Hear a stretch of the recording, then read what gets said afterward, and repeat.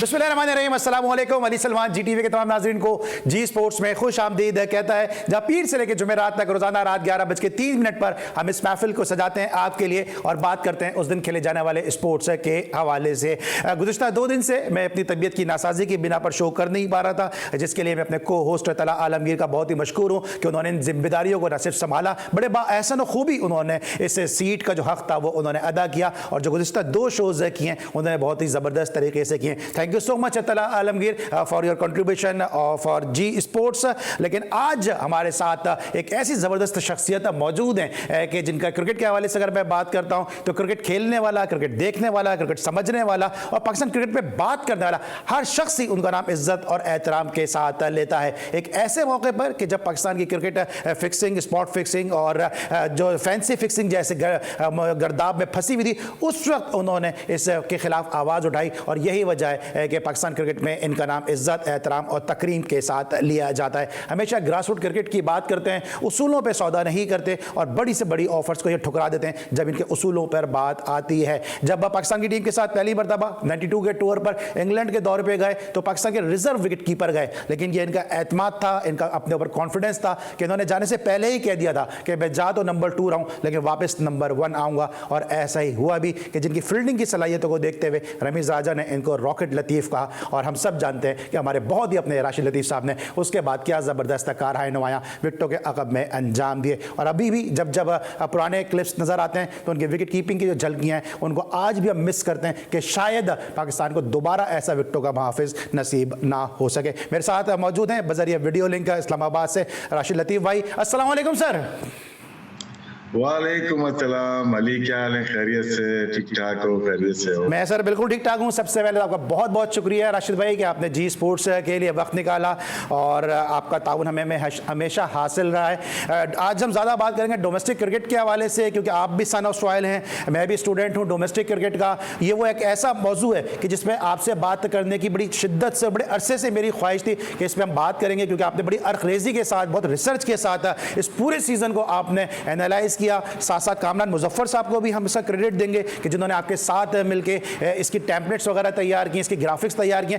इस domestic cricket पे बात करेंगे, लेकिन सबसे पहले प्रोग्राम का फॉर्मेट आज की टॉप स्टोरीज।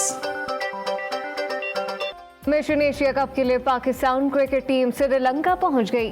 कौमी टीम एशिया कप से कबल अफगानिस्तान के खिलाफ वनडे सीरीज खेलेगी। पाक अफगान सीरीज का पहला टाकरा 22 अगस्त को होगा। बाबर आजम जितना बड़ा खिलाड़ी है उतना ही बड़ा कप्तान है इफ्तिखार अहमद। तमाम खिलाड़ी भारत में पहली मर्तबा खेलेंगे। अगर खिलाड़ियों ने भारत में दबाव पर काबू पा लिया तो फिर अच्छा होगा। वाहब रियाज। आईसीसी ने खिलाड़ियों की नई रैंकिंग जारी कर दी। वनडे रैंकिंग में बाबर आजम का पहला नंबर बरकरार। टी20 में मोहम्मद रिजवान दूसरी और बाबर आजम तीसरी पोजीशन पर विराजमान। पाकिस्तान स्पोर्ट्स बोर्ड ने पाकिस्तान हॉकी फेडरेशन के तमाम ऑफिशियल को मुअत्तल कर दिया। इंग्लिश प्रीमियर लीग की फतह मैनचेस्टर सिटी ने यूएफए सुपर कप के टाइटल पर भी कब्जा कर लिया। जी नाज़रीन, ये थी आज की टॉप स्टोरीज और जिस तरह प्रोग्राम की इब्तिदा में मैंने कहा कि आज हम फोकस करेंगे डोमेस्टिक क्रिकेट के हवाले से। राशिद भाई ये बताइएगा कि जो भी कोई नया बोर्ड आता है वो राशिद लतीफ़ साहब को बुलाता है, जब बोर्ड की रिस्ट्रक्चरिंग होती है, डोमेस्टिक क्रिकेट की बात होती है, कोई भी कमेटी बनती है, राशिद भाई जाते हैं, अपनी सिफारिशात देते हैं, लेकिन उसके बाद वापस भी आप उतनी तेज़ी के साथ वापस आ जाते हैं जिस तेज़ी के साथ आप जाते हैं। कोई भी क्रिकेट बोर्ड आता है उसको ये पता है कि डोमेस्टिक क्रिकेट के लिए अगर हमें किसी राइट पर्सन से बात करनी है तो वो राशिद लतीफ़ है, किसको बुलाना है, राशिद लतीफ़ से बात करनी है। लेकिन क्या वजह है कि आपको बुलाते ज़रूर हैं लेकिन आपकी सिफारिशात पे अमल नहीं करते हैं? अली, इसमें 2 चीज़ें हैं यार। 2 चीज़ें इसलिए कि बहुत लेट हो जाते हैं, क्योंकि ये समझ रहे हैं कि फौरन ही डोमेस्टिक स्ट्रक्चर बनेगा और हम प्रेजेंट करेंगे और उसको हम शुरू भी करा देंगे। ऐसा नहीं है, बहुत काम है इसके ऊपर। सिर्फ मैं हूँ या मिसबा या हफीज इसको इम्प्लीमेंट नहीं करा सकते। ये पाकिस्तान के फ्यूचर का मसला होता है। पॉलिसी एक बनाई जा रही है कि फ्यूचर के 10 इयर्स, 15 इयर्स, 30 इयर्स की तो तकरीबन बनाई जाती है ना आपकी, के पॉलिसी बनाई जाए डोमेस्टिक कैसा हो। इसमें स्टेक होल्डर लाइक रीजन हो या एसोसिएशन हो या प्रोविंस हो या डिस्ट्रिक्ट लेवल के लोगों को शामिल होना चाहिए। और उसके बाद आप डिसाइड करेंगे, एक मीटिंग नहीं होती, इसमें काफी लोग शामिल होते हैं कि हर एक चीज में आप डिपार्टमेंट अगर खिला रहे हैं उनके मैनेजर्स को, उनके कैप्टन को, वो भी बुला सकते हैं आप। तो जो इन्वॉल्व है ना, जिन्होंने 10 साल से वो खेल रहे हैं, डोमेस्टिक में खेल रहे हैं और उनको पता है कि क्या प्रॉब्लम है, तो बैठेंगे, बात करेंगे। और शायद टाइम बहुत शॉर्ट था, इसलिए मैंने माजरत कर ली कि आप ये चला लो, स्टार्ट कर लें, उसके बाद ये स्टार्ट हो जाएगी, उसके बाद आपके पास टाइम है। अगर आप शुरू से नियत से सही करना चाहते हैं तो बिस्मिल्लाह करते हैं, बैठते हैं, इसकी पॉलिसीज मुरतब करते हैं कि पूरा पाकिस्तान खेल पा रहा है या नहीं खेल पा रहा है। रिसर्च पे चले जाएंगे हम कि 2001 में कितने लोगों ने पार्टिसिपेट किया, कितने एसोसिएशन, उस जमाने में एसोसिएशन होती थी कि गुजरांवाला भी खेल रही थी, शेखुपुरा भी खेल रही थी, ठीक है ना, और फिर लाहौर भी खेल रही थी, और 2-3 करीब के लोग। इवन मुझे याद है सरगोदा भी खेलती थी, नईम खान जो बॉलर थे हबीब बैंक के, सरगोदा भी खेली थी, ठीक है ना। अब ये बाद में एक रीजन बन गया अलग अलग करके, बाद में फिर एक प्रोविंस बन गया। तो चाह क्या रहे हैं, हम ये पूछना चाहते हैं पाकिस्तान क्रिकेट बोर्ड से। अब ये आपने पीछे जो दिखा रहे हैं, ये 41%, 43% पाकिस्तान डोमेस्टिक खेलता है, क्यों खेलता है, सवाल है। इसको मैं नहीं इम्प्लीमेंट कर दो, नहीं, सब बैठे उसको लेके चले। जैसे एक जमाने में रेस्ट ऑफ बलोचिस्तान भी खेली थी, 8 रीजन खेल रहे थे, लेकिन रेस्ट ऑफ सिंध भी खेली थी। तो इस तरह से किया जाए कि रेस्ट ऑफ एजे भी खेल ले ना, गिलगित-बल्तिस्तान भी खेल ले, तो वो महरूम क्यों है इन चीजों से। तो इस वजह से मैंने यही तजवीज पेश की है कि शुरू कर लें, आगे जाके हम इसको बेहतर कर सकते हैं। अगर आप करते हैं, मैं हाजिर हूँ। ठीक है। अच्छा राशिद भाई, मैं इसमें तफसील से बात भी करूंगा। इस वक्त हम वो टेम्पलेट्स भी दिखा रहे हैं, जिस तरह मैंने प्रोग्राम की इब्तिदा में कहा कि राशिद लतीफ़ भाई का जो अपना गेम ऑन है उसमें इन्होंने बड़ी तफसील से इस पर बात भी की है, और साथ साथ कामरान मुजफ्फर साहब ने इस तरह बड़ी अरकरेजी के साथ ये टेम्पलेट्स बनाई हैं, और हम इनके मशहूर हैं कि हम इनके टेम्पलेट्स को यहाँ पे इस्तेमाल भी कर रहे हैं। तो हम इस पर ज़रा तफसील से मजीद बात करेंगे, लेकिन इस वक्त लेंगे एक छोटा सा ब्रेक।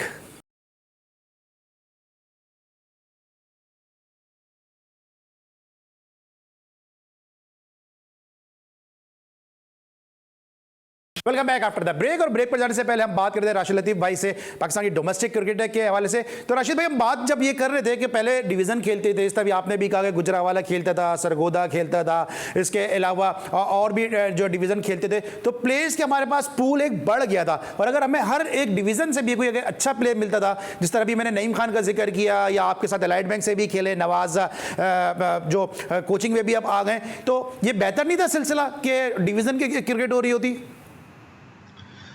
ये भी बहुत अच्छा था कि जितने भी एसोसिएशन या डिवीजन, लाहौर के डिवीजन बन जाते थे, पेशावर के डिवीजन बन जाते थे, और रीजन भी जो बने हैं ना, ऑफिशियली पाकिस्तान के उसमें डिवीजन है, मालाकंड डिवीजन हो गया या इस्लामाबाद डिवीजन हो गया, डिवीजन दे रहे हैं, रीजन हमने नाम नहीं है, पीसीबी के नेम देंगे। बिल बहुत अच्छे थे, और उसमें क्या है, उसमें फ्लॉज भी थे और अच्छाइयां भी थी। अच्छाई ये थी कि सरगोदा का अपना नाम था, फैसलाबाद का अपना नाम था, जब मर्ज हुए तो सरगोदा पीछे चला गया। बिल्कुल। तो इसी तरह से मुल्तान, भावलपुर, उकाड़ा ये सब आपस में खेलते थे, तो फिर मुल्तान आ गया, फिर भावलपुर अलग हो गया। सबसे बड़ा रीजन जो बना बाद में वो भावलपुर, आपके उकाड़ा से लेके भावल नगर तक वो एक रीजन था जिसमें 4 से 5 करोड़ की आबादी से ज्यादा का रीजन था, जो कि गलत था। बाद में भावलपुर रीजन अलग बना। बात ऐसे जैसे लाहौर की बात करेंगे, शेखुपुरा लाहौर की डिस्ट्रिक्ट का एक हिस्सा है, वो भी अलग एक टीम बन के खेल रही थी। तो फ्लॉज हुए हैं, जिसकी जब मौका लगा उसने मौका लेके डोमेस्टिक को अपने फायदे के लिए इस्तेमाल किया है, क्योंकि बहुत ज्यादा लोगों को इसकी क्या कहते हैं नॉलेज नहीं थी। कि जैसे हल्का बंदी के आप सुनते होंगे सियासत में, सेम चीज ये हल्का बंदी है। अच्छा राशिद भाई, जब ये मर्ज करते हैं रीजन, तभी आपने जिक्र किया भावलपुर का, जब आप भावलपुर का तस्करा कर रहे थे, मुझे कई ऐसे नाम याद आ गए कि अगर भावलपुर की अपनी सोल एक आइडेंटिटी होती तो शायद वो प्लेयर बहुत फायदा उठाते। इमरान आदिल यंगेस्ट बॉलर हैं फर्स्ट क्लास क्रिकेट के, जिन्होंने इनिंग में 10 विकेटें ली, भावलपुर के थे। वो चूंकि मुल्तान के साथ मिल गया, उनको इतने मौके शायद नहीं मिल सके। उसके बाद मुर्तज़ा हसन जो बड़े ज़बरदस्त प्लेयर थे, ज़बरदस्त बैट्समैन थे, मोहम्मद जाहिद थे, जुल्फ़िकार बाबर को मौके मिले, लेकिन शायद इतने नहीं मिल सके जितना वो डिजर्व करते थे। कामरान हुसैन जो पाकिस्तान के लिए भी खेले, वनडे खेले, हबीब बैंक से खेले। आपको लगता है कि इससे प्लेयर्स को भी बड़ा नुकसान हो जाता है जब आप किसी के साथ मर्ज हो जाते हैं? सर फारूक शेरा ब्रदर सारे मशहूर प्लेयर्स वहीं भावलपुर से थे। सलीम ताज, नईम ताज, मुर्तजा हुसैन की बात की, जाहिद की बात की आपने, अल्ताफ साहब की बात की, इमरान आदिल की आपने बात की है। तो क्या एक शनाख्त थी, एक रियासत थी ना, और बहुत बड़ा किरदार रहा है भावलपुर का। जब वो एक शुरू के आप 50s और 70s में 60s में देखते हैं तो चैंपियन भी हुई है कराची पिंडी, 2-4 टीम्स होती थी उसके अंदर, उसने बर्तरी भी हासिल की है। तो क्या है कि हमने जब चाहा जिसको मना कर दिया कि आप नहीं खेल सकते, फिर भावलपुर से प्लेयर आना बंद हो गए। भावलपुर से प्लेयर आना बंद हो जाएंगे, फिर आप मुल्तान, आप क्वालिफाइंग राउंड कराते हो, इतनी सारी टीम्स हैं और उसमें से चंद टीम्स को आप खिलाते हो। जब पूरा पाकिस्तान ही नहीं खेलेगा तो उसमें आप किस तरह से आइडेंटिफाई कर सकते हैं टैलेंट। और उसके बाद जैसे डिवीजन की बात की या एसोसिएशन की बात की, कराची हो गए, लाहौर, इनकी 2-2 टीम खेलती थी, 2-2 टीम खेलती थी मान लेता हूँ। उसके बाद रीजन आ गया। कराची की ऑफिशियली आबादी उस वक्त जब रीजन बना 1 करोड़ 30 लाख आती थी, लाहौर की 1 करोड़ 15 लाख आती थी। लेकिन जब रीजन बना तो सियालकोट की आबादी 2 करोड़ 10 लाख आ रही है। तो वहां पे एक रीजन क्यों, एक टीम क्यों खेल रही है? वो डबल आबादी कराची से। फैसलाबाद की 1 करोड़ 92 लाख आ गई तो वहां की एक टीम क्यों है? फिर उसके बाद ऐसा वक्त आ गया ये दोनों टीमें उड़ गई हैं, तो आपने तकरीबन 4-5 करोड़ को हटा दिया कि आप नहीं खेल सकते। हैदराबाद से लेके आप चले जाएं लाड़काना से सक्खर, ये भी एक डिबेट है। सक्खर बड़ा रीजन है या लाड़काना को क्यों हकूक आपने दे दिए, सक्खर को क्यों नहीं दिए? तो डिबेट है। जो जब आया उसने अपना काम किया, पॉलिटिकल अपॉइंटमेंट्स हो चेयरमैन के या किसी के भी हो, इससे आपको नजर आता है। सलमान बहुत देखा होगा, डोमेस्टिक कवर की है, लेकिन ये हल्का बंदी देखना 20 मैं तो पीछे जा ही नहीं रहा। 70s 80s में चाहे तो ग्रोथ थी पाकिस्तान की, वो तो कारदार साहब आ गए, मैं उसके डिपार्टमेंट क्रिकेट आ गई।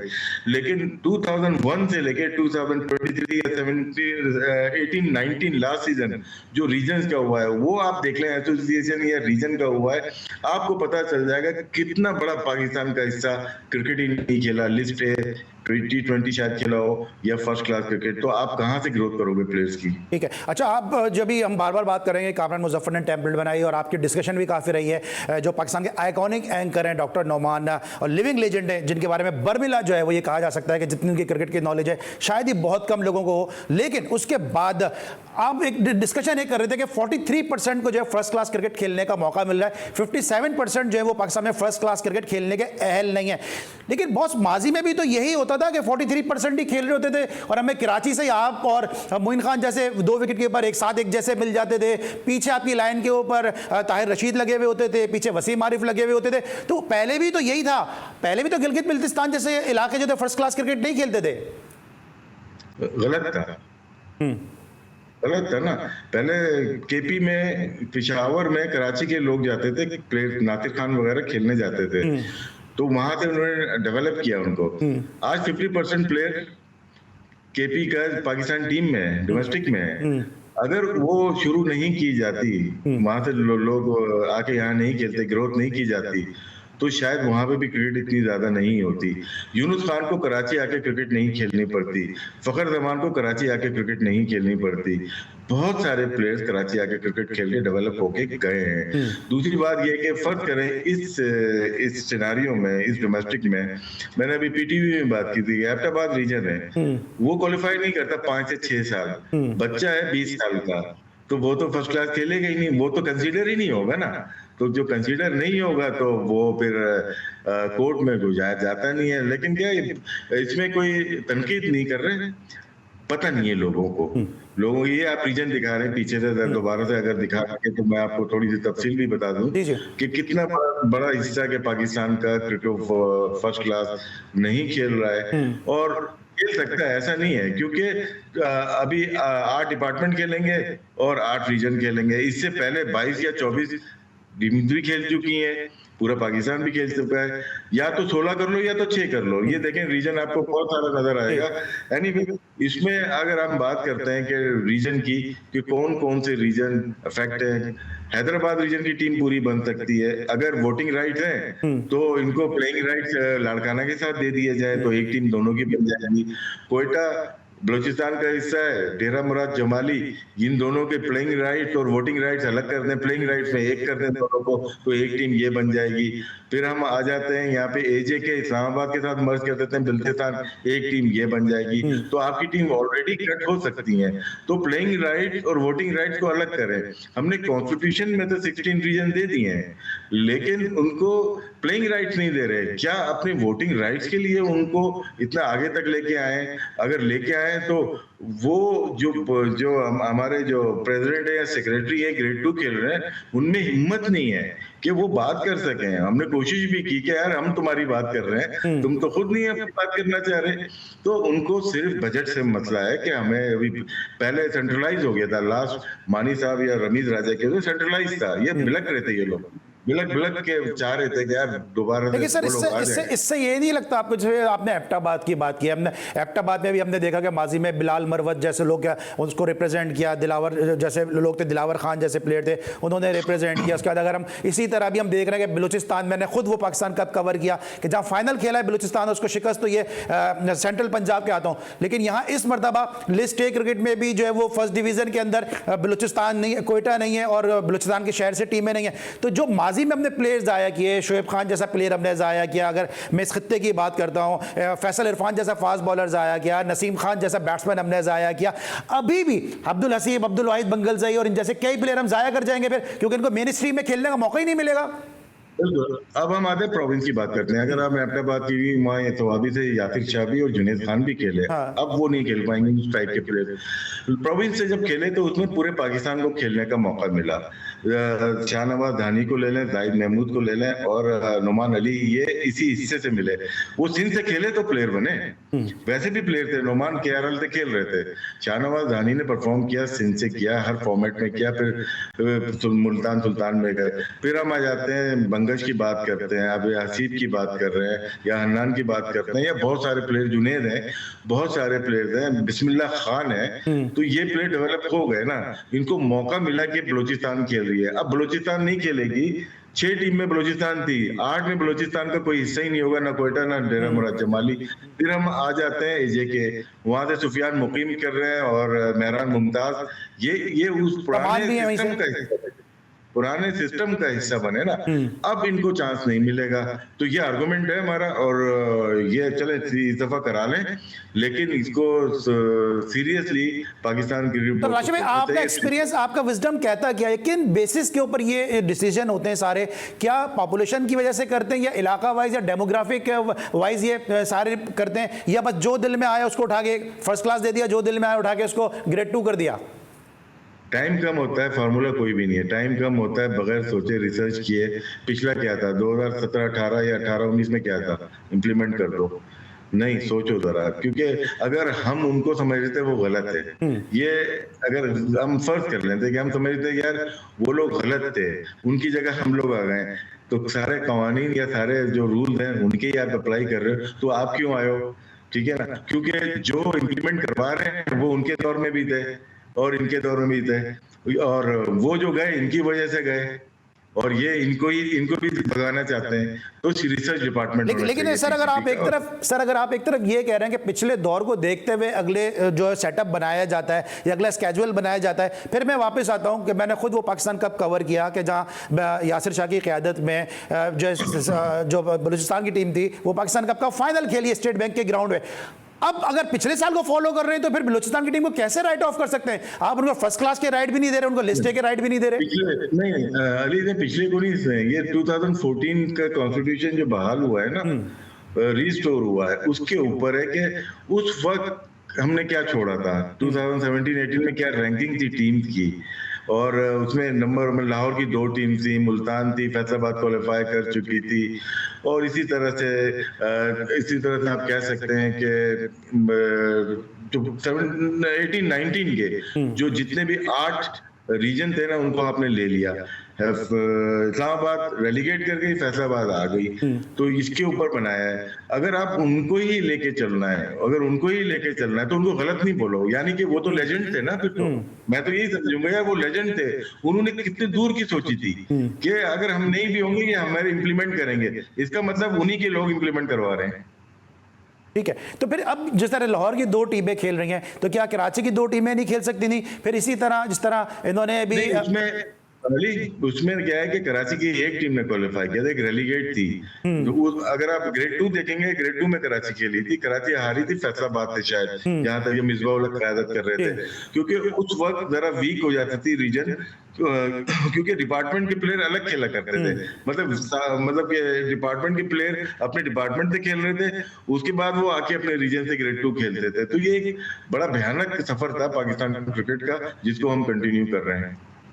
ठीक है, लेकिन अभी जिस तरह उस वक्त से लेके अब तक तो बहुत ज्यादा वक्त गुजर चुका है। अब ये वक्त आ गया था ऐसा कि फर्स्ट क्लास खेलने के राइट सबको दे दिए जाते हैं, क्योंकि आपने जिसको फर्स्ट क्लास के राइट नहीं दिए उसको फिर आपने लिस्टें खेलने के राइट भी नहीं दिए। तो ये कंपैरिजन बनता नहीं है कुछ के कोई फर्स्ट क्लास नहीं खेल सकता तो लिस्टें भी नहीं खेल सकता। नहीं सर, ये इन्होंने जैसे हम लोग कभी कभार टेबल का टूर्नामेंट कराते हैं ना मुकाओ, तो मैं कंपेयर कर लेता हूँ, पिछले 6 रीजन से कर लेता हूँ। हमने अपोज भी किया था, लेकिन वो बेहतरीन था। उसमें अपॉर्चुनिटीज पूरे पाकिस्तान को मिल रही है ना, 6 रीजन में मिल रही है सबको। यहाँ पे 8 रीजन में आपने महदूद कर दिया। ये देखना पड़ेगा पाकिस्तान क्रिकेट बोर्ड को, जो हाई लेवल पे जो लोग सोचते हैं, काम करते हैं। आपने जो ऊपर पॉलिटिक्स है, जो जिस तरह से महरूमियां दी जाती हैं, वही खित्ते नहीं खेल रहे हैं, और क्या चाहिए आपको? तो जिस तरह अभी गिलगित बिल्तिस्तान की भी हम बात करें, बलूचिस्तान की भी हमने बात की, इसको मजीद और भी डिस्कस करेंगे कि क्यों इनको मौके नहीं मिल पा रहे हैं खेलने के, क्योंकि जाहिर सा है क्रिकेट का पूरे पाकिस्तान में बस उसको नर्चर करने की ज़रूरत है। और अगर गिलगित से प्लेयर नहीं आ रहा, अगर सक्कर से प्लेयर नहीं आ रहा, अगर डेरा मुराद जमाली से प्लेयर नहीं आ रहा, तो फिर पीसीबी का काम क्या रह गया? क्या सिर्फ PSL कराना या दीगर लीग्स को NOC देना, या सिर्फ बड़ी क्रिकेट को देखना है? जो कॉन्स्टिट्यूशन में लिखा हुआ है वो ये है कि पाकिस्तान क्रिकेट बोर्ड की ये जिम्मेदारी है कि पाकिस्तान में क्रिकेट को प्रमोट करे और उसको सपोर्ट करे। ब्रेक लेंगे, जब ब्रेक के बाद वापस आएंगे तो राशिद लतीफ़ साहब से मजीद गुफ्तगू करेंगे पाकिस्तान क्रिकेट के मामलात के हवाले से। मिलते हैं ब्रेक के बाद।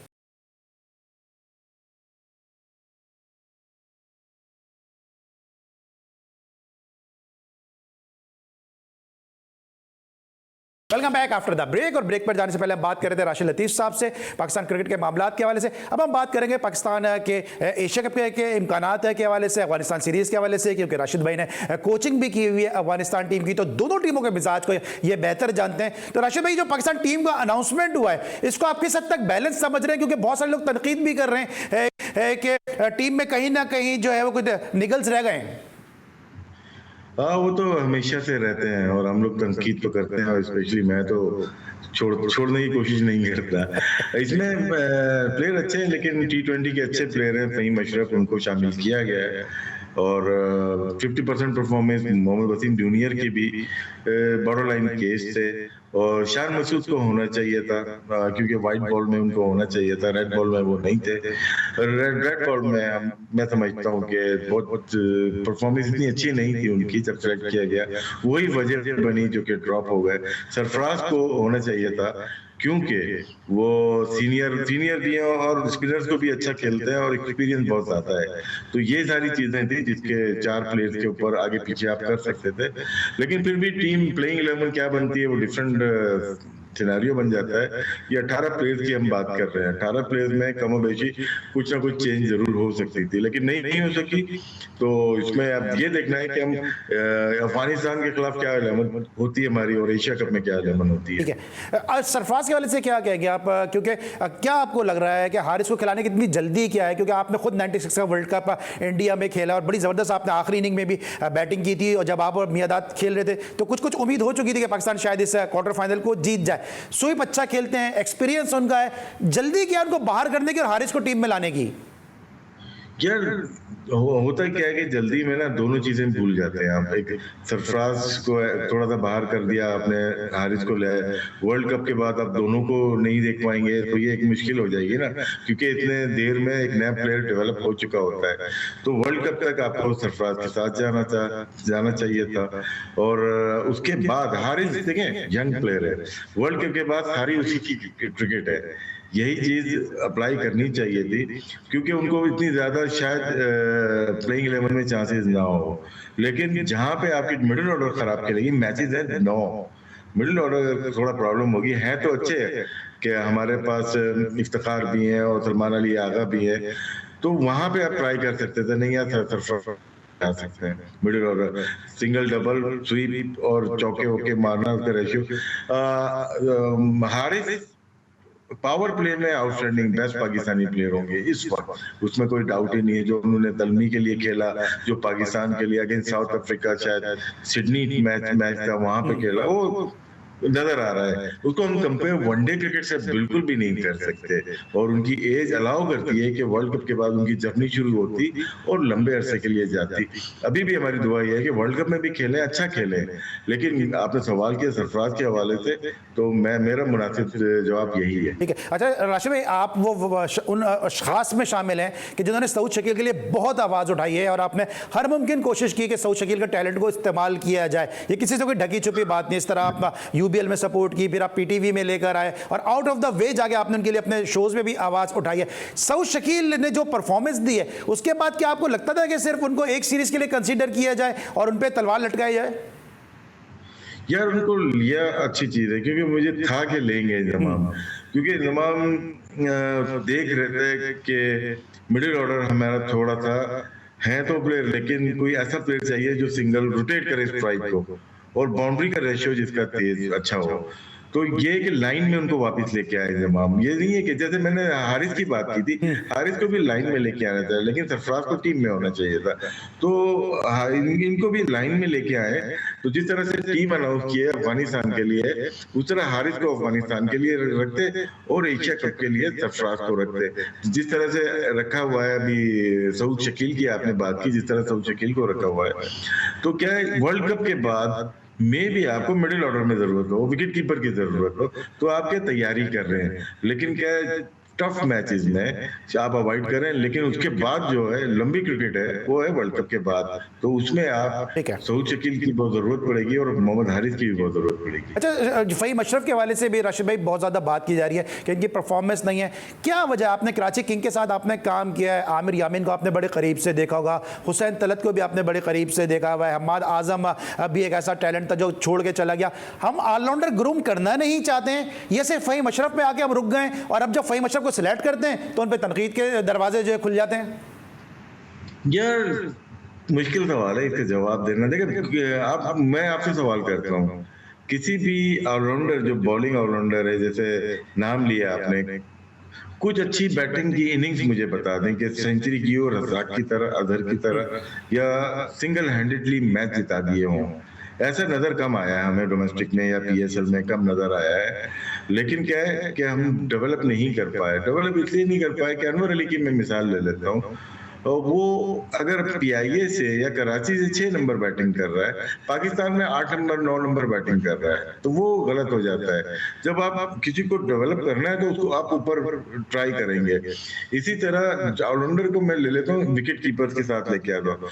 जितने भी विकेट कीपर के नाम लेंगे आप, जो सर्कल में खेल रहे हैं, पीएसएल खेल रहे हैं, उनकी बैटिंग देखें आप, आउटस्टैंडिंग बैटिंग है उनकी। वो बैटिंग की वजह, वो बैटिंग विकेट कीपर हो गए सारे। ऑलराउंडर बॉलिंग वाले जितने भी हैं, ना वो बॉलिंग कर पा रहे हैं, ना वो बैटिंग कर पा रहे हैं। T20 ने इतना खराब कर दिया है, 2 ओवर करते हैं, छक्के लगते हैं, बैटिंग जब आती है तो मैच में वो उनका इनपुट नहीं होता। मैं किसी का नाम नहीं ले रहा, लेकिन T20 की हद तक बेहतर है। वनडे इनके लिए बहुत लंबा गेम है, 10 ओवर नहीं कर सकते ये लोग। अब 10 ओवर नहीं कर सकते, 25 ओवर बैटिंग नहीं कर सकते। एक ऑलराउंडर अच्छा था जिसपे वो था इमाद वसीम, लेकिन 2019 का वर्ल्ड कप था, उसमें उसकी परफॉर्मेंस अच्छी थी। 18-19 मैच उस साल खेला, 20 में वो एक मैच खेला वनडे, उसके बाद कोई वनडे नहीं खेला। वो ऐसा प्लेयर था, इस जगह इस टीम में आराम से जगह बना सकता था। ठीक है, हम बात कर रहे हैं ऑलराउंडर्स के हवाले से। राशिद भाई ने बड़ी तफसील से जिक्र किया, लेकिन दोस्त होता है कि एक ऐसा मुल्क जिसके अंदर एक वक्त में राना नवीदुल हसन, अब्दुल रज़्ज़ाक, अज़हर महमूद जैसे ऑलराउंडर थे, डोमेस्टिक के अंदर शकील सज्जाद, ज़फ़र इकबाल चौधरी जैसे ऑलराउंडर थे, आज वो ऑलराउंडर के हवाले से कामयाबी का शिकार है और पाकिस्तान को एक अच्छा ऑलराउंडर नहीं मिल पा रहा जो इक्वली गुड बैट्समैन भी हो और इक्वली गुड बॉलर भी हो। ब्रेक लेंगे और जब ब्रेक के बाद वापस आएंगे तो मज़ीद गुफ्तगू करेंगे राशिद लतीफ़ भाई से। मिलते हैं छोटे से ब्रेक के बाद।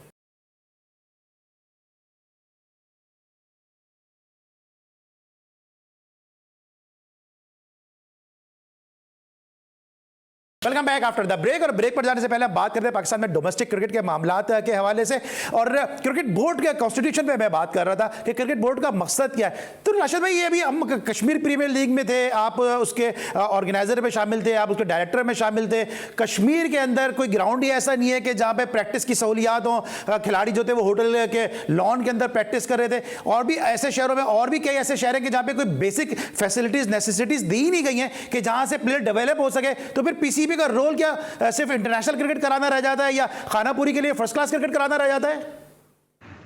देखो, या तो आप क्रिकेट बोर्ड की पूरी अथॉरिटी यूज करो कि पाकिस्तान में क्रिकेट ऑर्गेनाइज कराना और डेवलपमेंट का काम पीसीबी का है।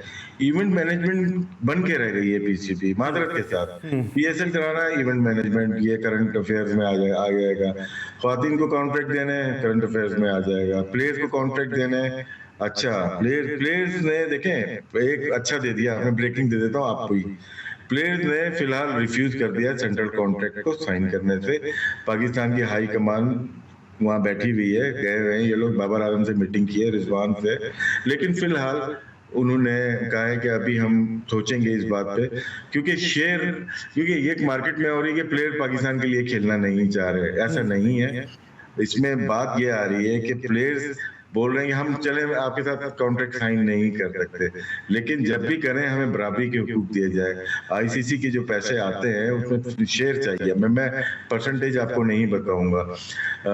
और भी बहुत सारी चीजें वो मैंने अपने यूट्यूब के लिए रखी हुई है, लेकिन ये है कि बहुत सारी चीजें हैं जिसके शेयर मांगते हैं। कमर्शियल राइट्स के शेयर मांग रहे हैं, और शेयर जब तक आप नहीं करोगे, अभी इस बात पे आ गए इन्होंने सेंट्रल कॉन्ट्रैक्ट में जो बात की है कि हम 45 लाख दे रहे हैं। इसमें गवर्नमेंट एफपीआर ने उनको नोटिस दिया है प्लेयर्स को, क्योंकि पहले प्लेयर्स और पीसीबी दोनों टैक्स पे करते थे 10%, 11%, तो 22% हो गया। तो प्लेयर्स को ये काट के देते थे कि 20 लाख दे रहे हैं तो 2 लाख कट गए, 18 लाख दे दिए। तो प्लेयर के पास जाता था उसको भी देने पड़ते थे, लेकिन शो कितना हो रहा है 22 लाख। अभी 45 लाख आपने बोला है, एफपीआर ने कहा आप काट के दो, तो आप तो 35 से 40% काटोगे, 23 लाख मिलेगा प्लेयर को, तो प्लेयर को सिर्फ 3 से 4 लाख का उसको मुनाफा होगा। तो इस पे बात अटकी हुई है, और ये अभी आगे जाएगी। होपफुली प्लेयर साइन कर दें, हम ये नहीं चाह रहे, लेकिन ये न्यूज थी, मैंने कहा अभी याद आई, मैंने कहा आपसे बात कर ली। ठीक है, थोड़ा सा जी राशिद, थोड़ा सा इंटरनेशनल क्रिकेट पे बात करता हूँ। ये इंडिया के मामला को किस तरह से आप देखते हैं? पहले तो मैं ये सवाल कर लेता हूँ क्योंकि आप खेले में अगेंस्ट गंगोली, और क्या आपको लगता है कि जो उन्होंने कहा कि इंडिया पाकिस्तान के जो मुकाबलों का मेयार है वो गिर गया है? क्योंकि मैं as a student of the game ये समझता हूँ कि ओवरऑल क्रिकेट का ही मेयार गिर गया है, सिर्फ इंडिया पाकिस्तान का मेयार नहीं गिरा है। ये क्रिकेट अच्छी हो गई है यार, अभी हमारी तरह थोड़ी है कि छक्के नहीं लगते हमें। एक छक्का कहां से अच्छी हो गई? जब मलिर जिमखाना का और पाक जिमखाना में मैच होता था तो कराची और लाहौर के मैचेस से ज्यादा प्लेयर लोग बैठे होते थे बाहर। वो गलत क्रिकेट तो खत्म हो गई ना, वो खत्म हो गई। अब ना डिस्प्ले है, अच्छा डिस्प्ले हो चुका है, लेकिन यह है कि सीधी बॉल को अच्छा खेलते हैं। सीधी बॉल को 140 से कम बॉल होनी चाहिए, अच्छा खेलते हैं, खूबसूरत लगता है, छक्के लगते हैं, डंडे उड़ते हैं, वो नजर आ रहा है। तो लेकिन इसमें क्या है कि क्रिकेट बहुत ज्यादा हो गई है, बहुत ज्यादा हो गई है हर लेवल पे, हर फॉर्मेट में। तो इनको मेंटेन रखना, अपने आप को फिट रखना थोड़ा सा मुश्किल हो जाता है। मैं मार्जिन दूंगा इनको कि इन हालात में जिस तरह से, क्योंकि एक ये टूल हो गए ना, ये एक एम्प्लॉय की तरह काम कर रहे हैं। जैसे मैं और आप, जैसे आप जी टीवी में, मैं पीटीवी में, ठीक है ना, जी और पी का फर्क है। तो इसमें क्या है कि हम जो काम कर रहे हैं, हमारी शेयरिंग नहीं है। तो पीसीबी वाले ये प्लेयर जो है ना, वो एम्प्लॉय की तरह काम कर रहे हैं। ये मैं समझाना चाह रहा हूँ कि शेयरिंग मांग रहे हैं प्लेयर के, भाई हमारी वजह सब कुछ है, शेयर दो हमें। खैर एनीवे, आजकल की क्रिकेट मुझे लगता है कि ज्यादा खूबसूरत हो गई है, ठीक है, बहुत ज्यादा प्लेयर्स आ रहे हैं। सर, इंडिया पाकिस्तान का जो मैच हो रहा है उसके हवाले से क्या कहेंगे? क्योंकि अभी इंडिया जिस तरह से हार कर आ रहा है वेस्ट इंडीज से, वेस्ट इंडीज तो क्वालिफाई भी नहीं कर सका, लेकिन वेस्ट इंडीज ने डोमिनेट किया इंडिया से। तो आपको लगता है ये क्वांटिटी जो इतना वो प्लेयर का पूल बना रहे हैं, कुछ ऐसे ही सूरत हाल से माजी में पाकिस्तान में होता था कि 11 में से 9 कप्तान या 8 कप्तान खेल रहे होते थे, अब अगली सीरीज के लिए बुमराह को कप्तान बना दिया है? जी ऐसे ही है, उनके पास जो डायरेक्शन थी शायद मिस हो गई। रवि शास्त्री और विराट कोहली जब तक रहे, अच्छी टीम को चलाया ऑस्ट्रेलिया में भी, और उसके बाद लास्ट T20 वर्ल्ड कप जो दुबई में हुआ, वहाँ विराट कोहली का उसके बाद चले जाना, उसके बाद वनडे और टेस्ट से भी चले जाना, कप्तानी छोड़ देना, वो डैमेज कर गया इनको। जिस तरह से हार्दिक पांड्या गुजरात के अच्छे कैप्टन है, इसी तरह से रोहित शर्मा मुंबई इंडियंस के अच्छे कैप्टन है, लेकिन पूरे हिंदुस्तान का अगर कैप्टन देखूं तो विराट कोहली अच्छा रिप्लेसमेंट धोनी का था। लेकिन इंटरनल चीजें चल रही होती हैं, प्रॉब्लम चल रही होती है, जिसका इजहार काफी लोगों ने इंडियन मीडिया में तो कम किया, लेकिन बाहर मीडिया में जरूर किया गया। और टीम इनकी मिडिल ऑर्डर का इश्यूज आ रहे हैं, आना नहीं चाहिए, क्योंकि वो भी आईपीएल से टीम बना रहे हैं। आईपीएल से अगर टीम बनाएंगे तो आपको मुश्किलात होगी। द्रविड़ को ऐसे कोच राशिद भाई कैसे देखते हैं, क्योंकि कुछ लोग ये कहते हैं टेस्ट मैच का वेरी गुड कोच ना, जब इसीलिए मैंने रवि शास्त्री का नाम लिया। रवि शास्त्री इंडियन माइंड में सुनील गावस्कर के बाद सबसे शुरू या नॉलेजेबल या जीनियस जो माइंड है वो रवि शास्त्री। उनकी कमेंट्री सुने, उनकी कोचिंग देखें, बहुत जबरदस्त। जरूरी तो नहीं है ना अच्छी कमेंट्री करने वाले अच्छे क्रिकेट चलाने वाले भी हों, ये एक्सपीरियंस तो पाकिस्तान में भी हो चुका है ना। नहीं, लेकिन उन्होंने वो कर दिखाया ना जो एशिया ने किया ही नहीं। और ऑस्ट्रेलिया में 2 दफा जाके सीरीज जीत ली यार, ये मामूली चीज नहीं थी। उन्होंने टीम को बनाया, अच्छा बनाया हुआ था। गलतियां उनसे भी हुई है, लेकिन जिस तरह से ये लोग गए हैं वो सही तरीका नहीं था। राहुल द्रविड़ बहुत अच्छे प्लेयर थे, और लेकिन उनका तरीका मुझे थोड़ा सा लग रहा है कि 50 ओवर में 300 बॉल दें। अगर वो अपने बैटर को बोल रहे हैं, बैट्समैन को बोल रहे हैं 40 से 50 बॉल आपको खेलनी है, तो आप नहीं। पाकिस्तानी इंडियन माइंडसेट अलग है। जावेद मियांदाद गावस्कर वाला माइंड है ना, जैसे सचिन का था या इंजमाम का या यूनुस, वो इनिंग्स को बनाते थे। 20-30 बॉल चाहिए, उसके बाद इनको पावर हिटर की जरूरत नहीं पड़ती थी 50 ओवर, 41 से 50। अच्छा, इंडिया से राशिद भाई इंडिया से बड़ी आवाजें उठती हैं इस बात पे कि जो पैसे का जो एक इन्फ्लुएंस आया है इंडियन प्लेयर्स के ऊपर, उसने उनका जो कैरियर है उसको बड़ा डैमेज किया है। दूसरी तरफ मैं आपकी तरफ देखता हूं तो आप वो शख्सियत है जो पाकिस्तान कि क्लब क्रिकेट में 1 करोड़ रुपए का आपने टूर्नामेंट करवाया, तो आप तो यकीनी तौर पे इस बात के हामी होंगे कि प्लेयर को पैसा दो। आप हमेशा अपने आवाज भी उठाइए कि क्रिकेटर से ही पैसा है तो क्रिकेटर को पैसा दो। तो क्या पैसा जो है वो प्लेयर को डिस्ट्रैक्ट करता है क्या? यार पैसा तो देना चाहिए, प्लेयर की वजह से गेम है सारा, और टाइम कम है। वरना आपको बता दें कि पूरी दुनिया में क्रिकेट हो क्यों गई है, अब पैसा क्यों आया है, ठीक है ना। क्रिप्टो करेंसी क्यों स्पोर्ट्स में आ गई है, एनएफटी क्यों आ गया यहाँ पे, क्रिकेट में आ गया है, तो हर जगह क्रिकेट बढ़ गई। लंदन लीग डेड हो गई थी, 2 साल से लंदन लीग शुरू हो गई, साउथ अफ्रीका में लीग शुरू हो गई, बांग्लादेश में लीग शुरू हो गई, सैरोगेट कंपनी ने वहां पे खड़ी कर दी, कनाडा में, अमेरिका में लीग खड़ी कर दी है, IL T20 खड़ी हो गई। आप सोचे ना, इतना पैसा तो नहीं था क्रिकेट में। तो ये क्रिप्टो है, पीछे बहुत सारे काम हो रहे हैं और इससे बचना पड़ेगा आपको, वरना बहुत हेडलाइन बनने वाली है। ठीक है, अच्छा आखिरी सवाल है मेरा, एक हेडलाइन वो भी बन सकती है बॉस कि 14 अक्टूबर को ऑफिशियली जो है वो आपकी सालगिरह का दिन है, पाकिस्तान इंडिया का भी मैच है। 12 अक्टूबर को आपने आखिरी अपना वनडे खेला था अगेंस्ट साउथ अफ्रीका 2003 में, तो क्या 14 अक्टूबर का मैच राशिद लतीफ भाई को तोहफा दे सकती है पाकिस्तान की टीम? यार दे दे तो अच्छा है, जरा सेलिब्रेट कर लेंगे हम भी। Thank you so much. Rashid Latif भाई हमारे साथ मौजूद था, जिनसे बात की अपने डोमेस्टिक क्रिकेट के मामलात के हवाले से और इंटरनेशनल क्रिकेट डिस्कस किया। राशिद भाई के साथ thank you so much for your time, और इसके साथ साथ हम कामरान मुजफ्फर साहब का भी इंतहाई मशकूर हैं कि जिन्होंने बड़ी क्रेजी के साथ ये टैबलेट्स तैयार की। डॉक्टर नोमान नियाज ने भी इस पर बड़ी बात किया, उनके भी हम इंतहाई मशकूर हैं। आज के लिए बस इतना ही, इस हफ्ते का हमारा ये आखिरी शो था। इंशाल्लाह नेक्स्ट वीक आपसे फिर मुलाकात होगी। उस वक्त तक के लिए सलमान को पूरी प्रोडक्शन टीम के साथ इजाजत दीजिए। अपना बहुत ख्याल रखिए। अल्लाह हाफिज़।